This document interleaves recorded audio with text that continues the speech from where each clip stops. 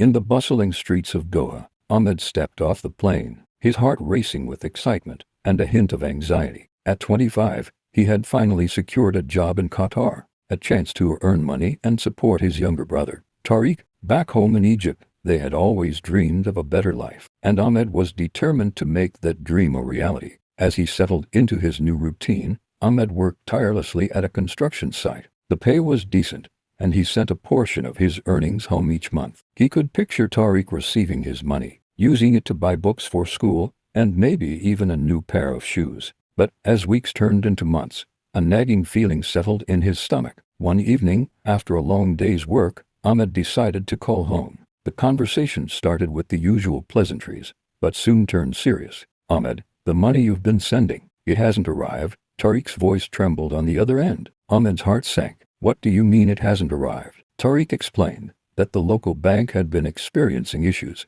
and the transfers were delayed indefinitely. Ahmed felt a wave of frustration and helplessness wash over him. He had worked so hard, and now it seemed like his efforts were all for nothing. He'd promised Tariq he would look into it, determined to find a solution. The next day, Ahmed visited his bank in Doha, hoping to get answers. The teller explained that there had been a mix-up with the transfer system, a technical glitch that had affected many customers. They assured him it would be resolved soon, but Ahmed couldn't shake off the worrying for his brother. Days turned into weeks, and the situation remained unchanged. Ahmed felt the weight of responsibility pressing down on him. He started skipping meals to save more money, hoping to send a larger sum once the issue was resolved. He spent sleepless nights thinking about Tariq, worrying about how he was managing without the money. Finally, after a month of uncertainty, Ahmed received a notification that the transfer had gone through. Relief flooded over him. He immediately called Tariq, who answered with a mix of hope and skepticism.